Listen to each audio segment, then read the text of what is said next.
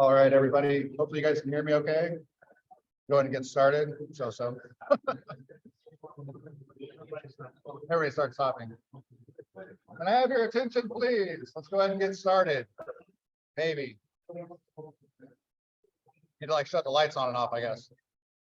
To get started, I'd like to thank our sponsors, Illinois State University, Central Illinois Regional Airports, WGLT, Surbin, Cumulus Radio, The Bull, Cities 92.9, and Magic 99.5. It's great to see everybody again for the, it's going to be our actually last BN by the numbers of this year. Still can't hear me very well. Let me try a different microphone.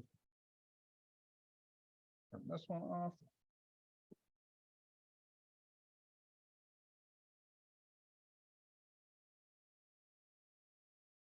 Test. Is that one better? Okay. All right. Thanks again for everyone coming. This is going to be the last BN by the numbers for this year. We shifted everything so we could actually line it up with our quarters. So the next one will be in January, where we'll cover Q4 of this year. For those that don't know me, my name is Patrick Hoban. I'm the CEO of the Bloomington-Normal Economic Development Council. Been here for about 3 years now. Time has flown because of the time warp that was COVID. I graduated from Millikan University with a bachelor's in organizational leadership. Finished up at the Economic Development Finance Professional designation from National Development Council. Ended up going through the Economic Development Institute, which 2 of our staff members just returned from last week. Ended up becoming a certified economic developer from the International Economic Development Council, and finished up with a master's in business analytics from Notre Dame. Go Irish. All right. I always do a theme with these for every quarter. I thought this one would be fun to do spooky season because things are not always as they seem. I don't know about you, but it's really interesting to me that if you watch infomercials, they always show people failing over and over in like black and white, like error after error. And now it seems like all the political ads that we get are showing the same thing. It's like somebody in black and white failing over and over, getting mailers. If you're on Facebook and social media, it seems like things might be a little worse than they actually are. So with today's, I just wanted to go through and run with that theme a little bit. Follow the same format that we have in the past. We'll talk about the impact. We'll go over the numbers. Hopefully you guys have some sodas with caffeine because I'm going to take a deeper dive into the numbers this time. Usually it's a little high level, but I thought with inflation being a major topic, we should talk about inflation, not nationally, but also at a local level to see how it's impacting us as well. Then we'll go over what we've done through our strategic plan, and then what we're going to do going forward. So with this quote, everything again is going to be Halloween themed. It kind of lined up with something that I've done just recently. I don't know if you guys have ever tried it, but have you ever been in a sensory deprivation tank before? So it's a float tank. There's actually a place in town where you can do that. I'd never done it, did not know what to expect, but I spent an hour in this over at a place called Aches Away, which is on the east side of town. And you basically just float on your own. There's no sound, no nothing. And it really clears your mind. While I was in this float tank, I came up with the concept of doing the local inflation rates and what that means for real wage data that we'll go over today. But then a couple other things that came to me. One of them is, how come beer nuts doesn't have their own peanut butter, like beer nut butter? I think, yeah, don't ask me. There's a lot of other things I thought of while I was in there, but I highly recommend it. Just turn off your phones. And then whenever you get out of it, I'm not kidding. When you walk outside, the colors are so vivid. I can hear my footsteps for the first time in a long time. Everything's just almost like sensory overload. So we're almost in a state of zen. But it was nice to unplug, even if it's just for an hour. So starting off with the impact, we always like to go over a couple different data sets. And we talk about the area for these 2 data sets. We're going to look at our MSA, which does include DeWitt County. That's just the way that the feds line it up. This data here shows that the circle of the 57,000, those are the people that live and work in Bloomington-Normal or in our MSA. The 33,000 coming in, those are people that live on the outside and come in every single day to work. And then the 28,000, those are the people that live here but might work in Champaign, Peoria, somewhere else, just so we can illustrate where these data numbers are coming from. So the first one we go over is the local area unemployment statistics. This is the one that measures the amount of people that live in Bloomington-Normal regardless of where they work. So they might work here in town, they might work somewhere else. So these are their numbers. So the first one we always look at is the unemployed. You want to see unemployment going down, and it has gone down. It's trending downward, especially compared to last year. So that's good for us. This actually does benefit us in another way, that if site selectors are looking at our area, they'd like to get a breakdown of those unemployed to see what skill sets they have, to see if their business will make it here. Employment wage, that's the opposite of that. So employment is back up, I'm happy to say, especially compared to last year. These numbers, this data set, the one we'll get in later on, still does not include Rivian.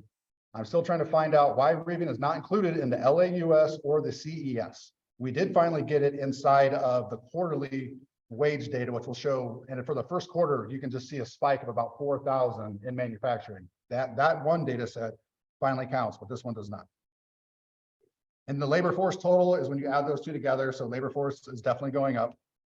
And that's how we end up getting this equation for the unemployment rate. Everybody likes to talk about the unemployment rate because we can measure it against other communities, against the state, against the nation, to see how we're doing. We want this to be low, basically meaning that if somebody wants to get a job, there are jobs available. We consistently are underneath the state, but also underneath all of the surrounding metros in Central Illinois. So this is good for us. We want to have that, meaning that, people that want to work, there are jobs available. Now, the current employment statistics, these are the numbers that really mean more to us at the EDC, because these are the jobs in our community, regardless of who works there. So when we're working with companies, we want them to turn around and invest, hopefully create more jobs, higher paying jobs, and eventually get more people to live here. It'd be nice if they kept their paychecks in town after they get off work, but we're seeing a big increase in people that are commuting. So our current, employment statistics, not seasonally adjusted, that's on the rise as well. So we're up to about 94,200, which is above last year's. We do expect that to continue to grow because right now, Ferrero, that's under construction. They're planning on adding another 250 jobs themselves. So those haven't even started. I believe Rivian's at above 6,500 now. So there's going to be a ripple effect from those jobs. So we do expect this one to keep going up. And these are the jobs that are here, again, regardless of where people are living. We do know that commute is getting pretty far out. Traditionally, a commute time is about 45 minutes or 45 miles in Central Illinois. We're seeing that jump up to 60 to sometimes 90 miles, coming all the way from Kankakee and beyond to work here. Seasonally adjusted, same thing, going up. It just flattens everything out to account for some of the summer jobs that we lose when the students leave. So the retail sales trends. This is an interesting one that actually at our last BN by the numbers, somebody came up to me. We want to see this go up, but the way that it's going up, the rate that it's going up, I don't want to say it's alarming, it's fantastic. More people are spending money. But the question after the last BN by the numbers, and I can't remember who asked me, but they said, is it going up because there's more people here making more money and they're spending more, or is it going up because of inflation? And I was like, I don't know if I can pull that one apart. But what we can do is take a deeper dive into inflation. So again, hopefully you've got some caffeine because we're going to tap into that. So inflation is based off of the consumer price index. This is something that if you go on St. Louis Fed, the Federal Reserve, you can Google any of this and it just pulls up the charts. I came up with the concept of actually taking CPI by different regions. So there's a national CPI, which you always hear about being around 8 to 9% right now, that actually changes per region. So you can break that down for the Midwest, break it down again for smaller metros. So we can see what our inflation is compared to the East Coast or West Coast. So you take the final CPI index and you divide that by the initial CPI index whenever it starts, and they do vary. It is an index, and that's where that rate's coming from. So you've probably seen this one. This is the national one when it comes to inflation, and there's been a major spike since the pandemic. It's up there. So to me, I'm always wanting to give you guys good news. I thought, well, we'll show that, inflation in the Midwest, especially in the smaller communities, is lower because traditionally it has been. Well, I failed. If you guys want to boo me, it's okay. But it literally, traditionally, like I said, we've always been lower than the nation when it comes to inflation. However, there has been a transition. I'm still trying to find this out. I think if I break inflation down, I didn't get further enough along into this, but it could be due to energy costs. It could be because we are in the middle of the United States. So it takes a little bit more to ship things here. So certain things might cost us more than it does somebody on the East Coast or the West Coast or a major metro with a port. So next on there, I said, okay, well, everyone's talking about inflation, but wages are going up. So let's take a look at wages. So wage growth, it's just a percentage. You take the final wage minus the initial wage over the initial wage to figure out what that growth is. So this is a national average year over year by quarter. So it's all quarterly at the bottom. And you can see like right before the pandemic, wages were going crazy and then it just fell off and then wages started coming back. They are starting to go down again, but I wanted to see how this compared because everybody's making more money, it seems like. I just saw a sign for Bridgestone the other day. They're starting at $22 an hour. So it looks like everything's going up. Maybe it's keeping up with inflation. Now you can boo me again. It's not keeping up with inflation, unfortunately, on the national level. So going back to the drawing board, what does this mean to us? There has to be more to this story. And that's where there's an equation that's out there that's called real wages. This is what everybody should be paying attention to. Real wages is the amount of the amount of money that you make adjusted for inflation. So you can do this quarter by quarter. So our real wages are all over the place because it's quarter by quarter, but it is trending in the right direction. And the reason for that is because there's a big spike at the end. Like I said before, Rivian has never been counted in this. This is the last quarters. You can take this back all the way to Mitsubishi, and you will see that finally, this is the first time Q1 where manufacturing jumped. So we're expecting this trend to continue, the real wages to continue, because those are top paying jobs that were not counted before. So as that, hopefully I'm predicting that I will not get booed next quarter, that this continues to go up because they're finally getting counted in there. I still don't know why they haven't been in the other data sets, because they started off with 300 employees, jumped to 500 to 1,000 to 4,000, now it's 6,500. They're still not getting everybody because that 3,000 that's already here, those are already our manufacturing jobs that have been here for some time. But we do expect this growth to continue. So if you guys want to, on your own, go take a look at the St. Louis Fred and just type in real wages. And you can check it for about any industry you can think of, and even on yourself. Like if you're thinking about have my wages locally kept up to inflation, there's a further place that we can take this. On our website, we have a thing that's called the cost of living index. I do not do this. Stephanie takes care of this for us, but she gets to go shopping around the community, and everybody, not everybody, but most metros in America have a shopping list. And it'll ask you how much your power is, how much is a 6-pack of Heineken, how much is a steak. There's certain things you have to look at. So if we wanted to, we could pull from that and really measure inflation on a local level, then stack it up against our wages to probably get a better picture compared to the overall Midwest. I might do that next time. Let me know afterwards if this is too much data. I won't do it. But I just thought it'd be good to show that there's more to the story and why economic development is so important, because the data that you saw before that shows how many people are working here, whether they live here or not, that is the same data that site selectors have. That's the same data that businesses have. So if they're looking for an area to go, they don't have the actual data. So they have to call us. We pass it off to Nick, where he has to explain to them, I know it's not in your data sets, but if I drive you out to Rivian, you will see those people exist. If we sit in front of a hotel, you can see them getting out of the hotel, getting on a bus and going to work. There's more here than what the numbers say. So that's a big part of our storytelling. Investment-wise, happy to say, permit-wise, we're at 231. Not sure if we'll pass the 286, being a little bit short, but money-wise, blew it out of the water. So $327 million this year compared to the 168 last year. That will probably continue as permits start coming in for some other projects, such as Ferrero's. I'm not sure if their final permit for the big expansion's in, but as you add those in, this should continue. We'll see what next year looks like based off some prospects on the pipeline. All right, how we react. We follow the same flywheel that we had before. We had a strategic plan in place that was created by our board in 2020. We're updating that right now. So we'll have a new one at our next BN by the numbers. We will go over the new strategic plan and how these things shift around, with the idea of the three in the middle. Those are our main goals. You want to have good resources, because if you have good resources, your businesses will develop.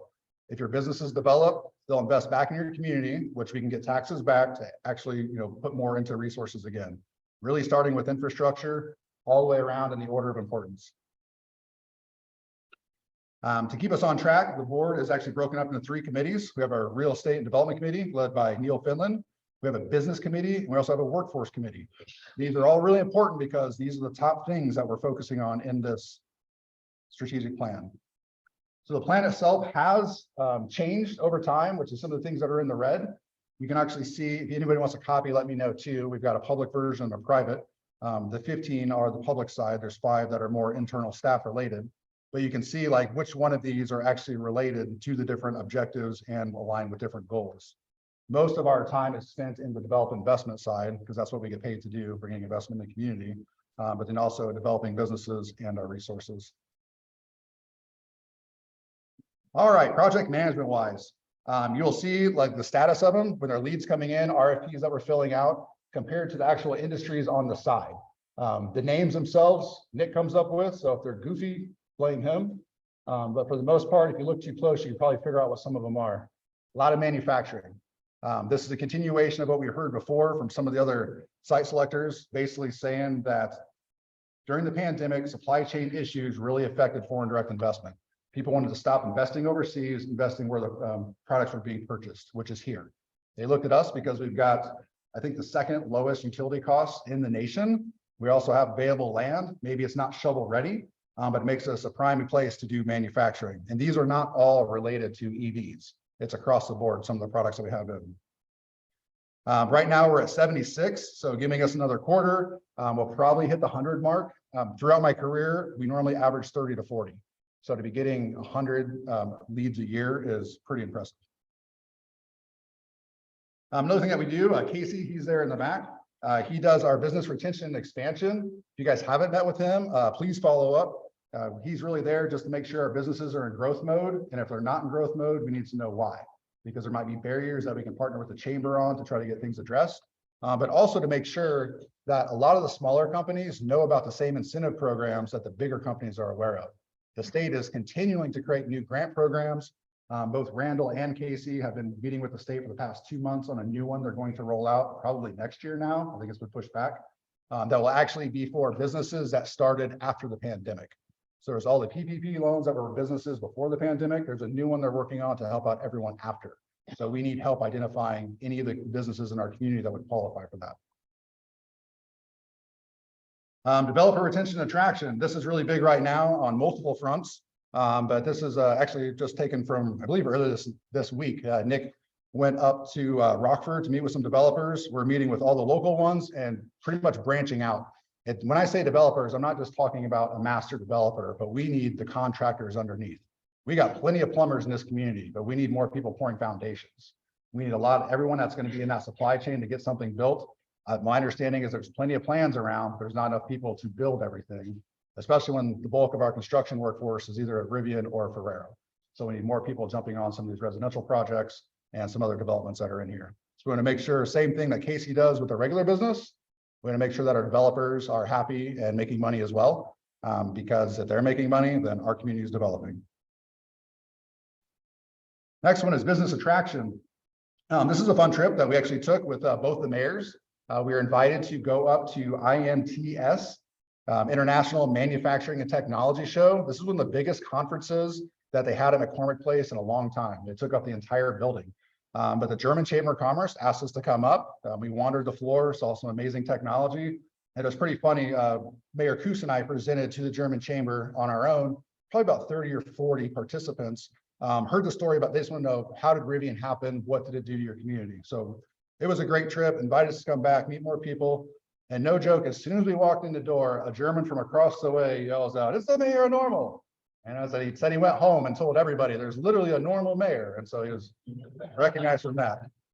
Now, that's Mayor Koos's joke, but it still works. And then also Mayor Mboka, when he walked in the room, there was somebody there who actually grew up in the Congo. So they started talking soccer immediately. And I found myself on my own. So of course I went to the bar. But it was a great event. It was a great show. I think next year, it might be worth taking some of our manufacturers, especially the smaller ones, possibly paying for them to go with us to see some of this automated technology, because it was amazing what some of these things are doing. But for us right now, with workforce being a challenge, having the low cost of utilities, it'd be a great opportunity to automate. So if we can get our smaller manufacturers up to IMTS just to see what the vendors are offering, these machines are absolutely insane. Standardized incentive, last time we had 9 of these, now we have 10. Benward joined us. So we got 10 taxing bodies all on the same page, which is fantastic that we've got one coupon. I've had some other EDCs call me to ask, how did you do that? Like, how do you get everybody to agree? And I'll pass them off to Michael Grady because it took years to get this thing done. I don't want to go through it again. But it's been getting a lot of attention, which is what we wanted. One Voice, right now, we're working on projects. If anybody has any ideas, our development committee will be meeting, I think in 2 weeks, to hopefully finalize some that are coming. Infrastructure is going to be at the top of the list. I guarantee it, especially when it comes to sanitary.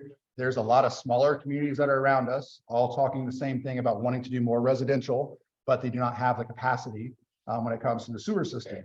Ideally for us, they tap into the sewer system that we already have instead of building their own system, because if they have their own system, they're going to need a workforce in order to work that. So hopefully making a rural component of this, that will be top of mind, but then also workforce is always going to be there. Hopefully there's programs coming out that will help out our high schools, but also the community colleges, because that's our biggest need right now. Like all the businesses in this community are only going to go as far as the workforce will take them. If that stops, there's not going to be much more economic development. BN STEM, this is a partnership that we have. The Heat Academy is probably the biggest thing that's out of this. To get more information on it, check out bnstem.org. It's a collaboration really with K through 12, Heartland Community College, and also ISU, trying to create this pipeline so that former students like me actually see light at the end of the tunnel. That I'm sitting here listening to this teacher tell me why I need to learn trigonometry. I didn't need to learn it. But I want to see that if I'm in this pipeline, that I actually have a job at the end. We have some really cool companies here that we're not making things up and showing them videos of something that's somewhere else. This stuff is being made right in our own backyard. So Heat Academy is a really cool concept that's going on, especially some of the things that Heartland is doing with it. Workforce attraction wise, this is probably going to ramp up next year as a major priority. The housing study was something that came out. There have been questions about the housing study. Because it did show at the time a little bit over 4,000 houses were needed. So some people are asking me, where did those numbers come from? There's a formula that's on the bottom of that, and it's based off of data from 2020.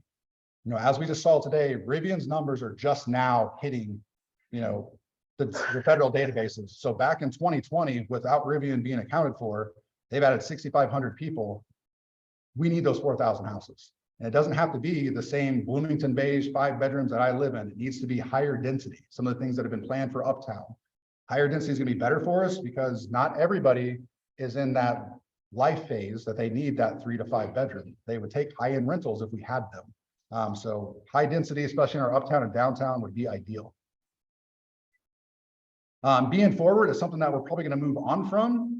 It was something that we test drove because I wanted a little help at one point. Hard to believe it was only Nick and I at the EDC, and we launched the county's loan programs. And somebody handed out my cell phone, so I had a lot of people, my personal cell phone, calling me asking for help filling out grants. So in order to get around that, we launched bnbiz.org, or launched a 1-800 number on BNBiz, which is still there, where you could call somebody and actually get help. The problem was not a lot of people utilized it. So going forward, we'll use our own staff to help people fill out grants. And then a new one that we've got, economic gardening. So this is one where we had one taker the year before. This year, nobody has signed up. The concept of economic gardening is that you might be really good at brewing beer, but you don't know a whole lot about marketing, maybe not on finances, maybe not on doing a pro forma to expand. We set aside money that we would hire somebody as a consultant to go in and help them do those other things, because they're really good at making widgets, maybe not on the other things. We didn't have any takers this year, so the money's still there. So what we're going to do is convert that over and get a subscription to Placer AI. This is something we partnered with before with the Pantograph. It's pretty valuable data, especially when it comes to workforce or workforce attraction. So whenever we've had some major battery suppliers come to town, they would always ask us, where the heck are your people coming from? So to run the report, we would trace Rivian, and then they would follow their cell phones home. So this, anytime that you sign up for Twitter, Facebook, you check that little checkbox, you don't know where the data is going, it's going here. So at any time, you can actually have a conference going on. Maybe there's an event in Uptown, you trace it, and you can follow people throughout the day. Maybe they leave a concert and they go to Chick-fil-A. But for this one, it would literally show that people were leaving Rivian at the end of the day and driving all the way to Kankakee. And that's all we needed to be able to show them that this person came down that day, and here's everybody else in that town that you can go after too. So we're planning on using this data for multiple issues, but probably mainly for workforce, possibly for customers as well. Yes, it is very scary data. We also hired our rural development fellow, Randall. She's in the back. If anybody has any listings that are in the smaller communities, we want to make sure that they're in our database. Any of the businesses that are out there, we're going to make sure that we're meeting with them too, but then also speaking with all of our mayors, because there's actually 23 municipalities inside McLean County. They might not be aware of the same programs that the city and the town have. So we want to make sure that we're getting in front of them, that they're included in our process. She's in the back. If anybody wants to meet with her afterwards or contact her, it'd be great if we can expand our services. Virtual tours. This is one that we partnered with the airport on, Sierra, where they actually ended up lining up a bunch of leads for us for cold storage was the prime industry that we were going after. What we found during that process was not only would cold storage work, but there's a rail at the very bottom that Sierra actually touches. So that site becomes very, very valuable. The one thing that's really missing right now is the rest of the infrastructure to bring that to life. But we're hoping that if we can get something going forward, partnering with the airport, especially in the new strategic plan, that we can, especially with Norfolk Southern, maybe possibly get a rail spur that could be public. So if anyone else here wanted to have their own container come in, it'd be a great opportunity to provide us more sites, because we have a lot of people that are kicking the tires that want to be in our community, but honestly, we're running out of buildings. We're running out of shovel-ready land. We've got farm ground, which is not that good anymore, because I'm not sure how long it takes to get a transformer out in some of these areas, or to get the sanitary systems or the road improvements. We need to start doing more infill. But this is an opportunity that if we had somebody come in and did an industrial park at the airport, it could hopefully line up 4 to 6 buildings so we can start marketing these things. But this is something that came out of Research FDI. And also happy to announce that we have a new community marketing manager. She's in the back. Her name's Courtney Schaefer. She's going to help us with the brand launch next year.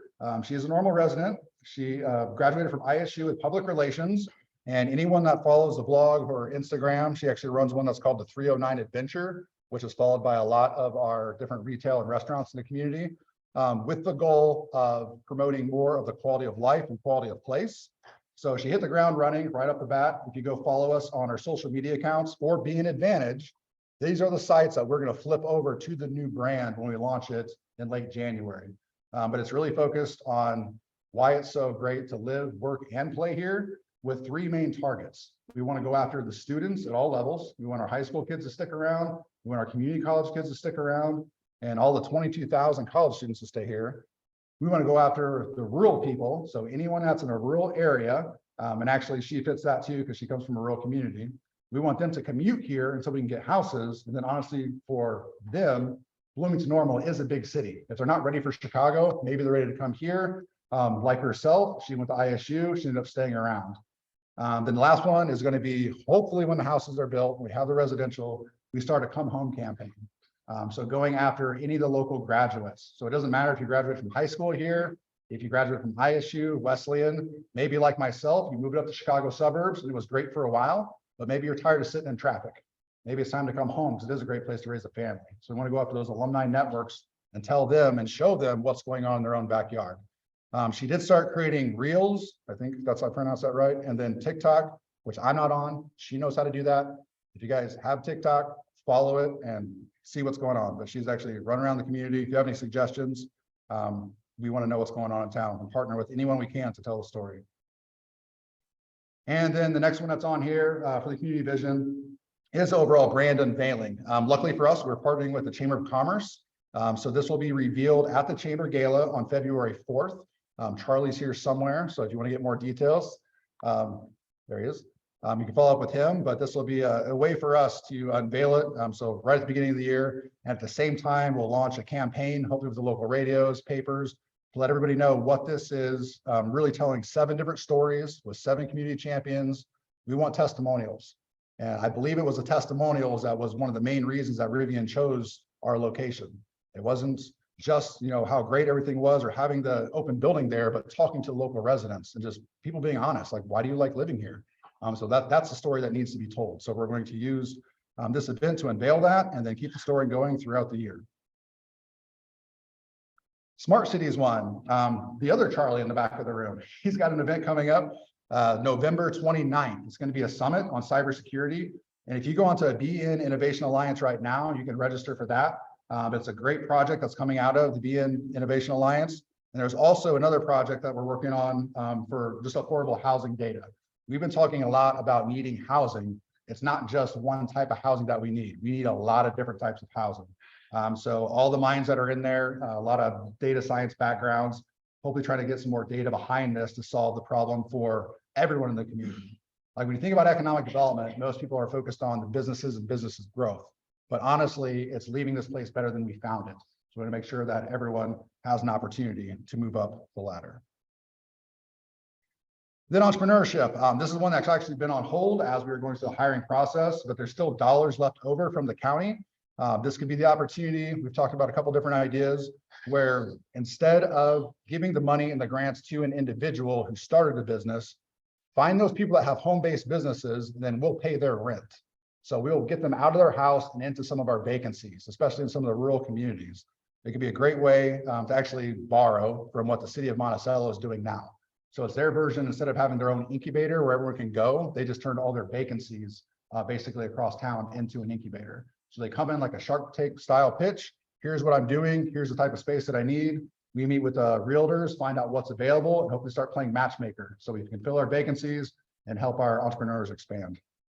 Hopefully we can launch that one pretty soon. I have to get all the details over to the county and see if we can take that one up the ladder. And then adapt, what we're going to do going forward. So the big one that we're talking about now is a developer summit. We wanted to do that in November. Timing is getting a little bit tight. We might end up doing this virtually. So it could be an opportunity with really the main goal of letting, like I said before, not just developers, but anyone that's in the development chain, like maybe construction slowing down in South Bend. Well, we need those people to come here and finish building our projects. So we want everyone that's involved to be able to hear our story, what's happening here outside the numbers, because the numbers have not caught up. Then we need to be able to tell them, here's where we want the development to go, but then also what type of development we want there, because we do need to diversify our development. And this isn't just for commercial, but also for residential. We need both of them right now. Because we don't have buildings, we're not going to do a whole lot of expansions. And if we don't have residents, then the work's going to come to a halt. So this could be an easy way to get the story out of the city, the town, the EDC, and the chamber to let more people hear our story. Hopefully record them all, have a video series that we can keep this ongoing. And then for anyone that's not here that didn't get to see it, we can go meet them in person, and we'll have a slide deck and a pitch deck created out of this developer summit. But then also be able to hear from all the developers, like, okay, we see what you need, we see the demand. We need to know from them what that gap is. What is keeping them from creating the development? Like what are the hurdles? So we can galvanize behind all of them to find out what those hurdles are. Maybe we can go back, adjust our incentive programs, work with the state, which the state does contact us, asking what's working and what's not, to come up with some better ideas to spur development.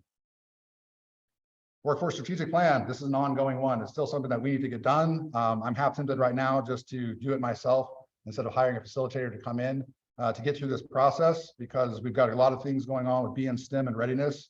K through 12 is doing an awesome job. Upskilling is doing great right now, especially out here at Heartland. A couple new announcements that they've made with their expansions. I think one of them's right back over there. But also the chamber's got some retention efforts underway, and we're getting ready to launch the attraction side. So we're going to make sure that we know where we're at, we know what everybody's doing. Now we're looking for best practices that we can implement, and hopefully creating a strategic plan like we have here at the EDC. And last but not least is the strategic plan. So yeah, we're going to launch this in 2023. The process has been getting our individual committees to go through a new SWOT analysis. It's interesting to see how things have shifted since 2020. But once we get to those opportunities for improvement, coming up with some new initiatives to take over what we're presenting here today. Entrepreneurship has come up a lot. So there's a lot of things that are moving up the ladder and shifting around. There's some things we're always going to do. We always have to manage projects. We always have to meet with developers. Always have to meet with our businesses. But there's some other things that are out there that as a community, we can probably improve on.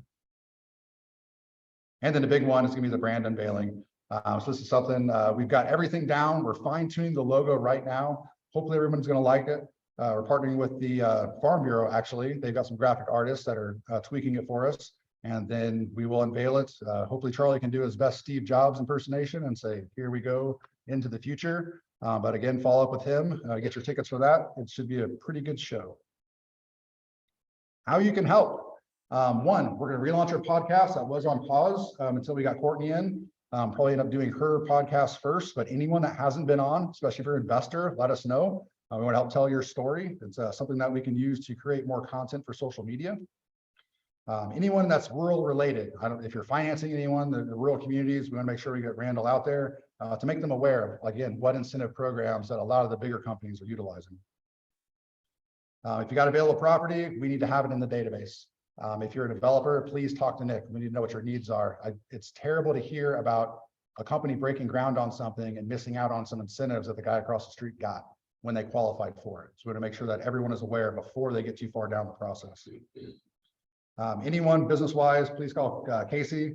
Same thing. We want to share best practices and hear and just really thank everyone for doing business in our community and find out if they have any challenges. Anyone that wants to talk workforce, please get a hold of Stephanie. My whole staff is in the back. Stephanie too just went through University of Oklahoma's EDI. So she went through her first year of that. She's gone through basic. Randall went through basic training and Nick graduated from basic training. So I get a round of applause for Nick Duffel in the back. Okay.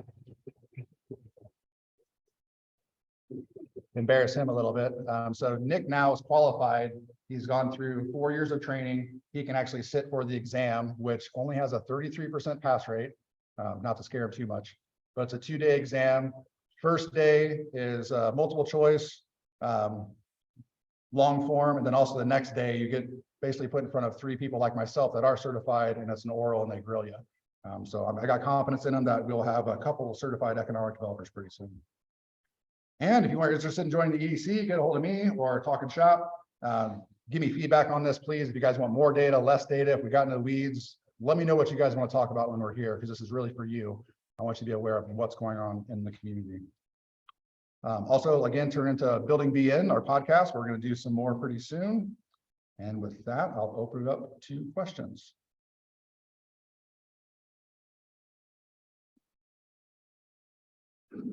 I add to your sales tax information, a third variable is the fact that municipalities were getting reports of internet sales tax. Oh, yes. So that helps with the bump as well. Yes, that would help out a ton. You know, hopefully counter the narrative that it's all due to inflation. That would be interesting. So is that they are getting that, but do you know if it breaks that down? I'm sorry. Does it actually break it down what's internet and what's the local? It may. Okay. I have it. Yeah. Okay. I'll follow up with their finance people. Yes. Do the K-12 school systems come up in conversations with prospects that are looking in our community? What are they actually targeting when they have that conversation? They want to know that we have investment in K-12. They have been at the table pretty much every time a prospect's in town. If we're lucky enough to get them on a familiarization tour where we drive them around, they're at the table. They want to know, you know, not just the community college, which is very important to us because that's who you can upskill, but they want to know where are their employees and their families going to go to school. We always drive through here, but we show them the rest of the system as well. So they get to tell their story. It's actually a pretty cool process that we all take turns one at a time. Doing this long pitch of basically the entire community.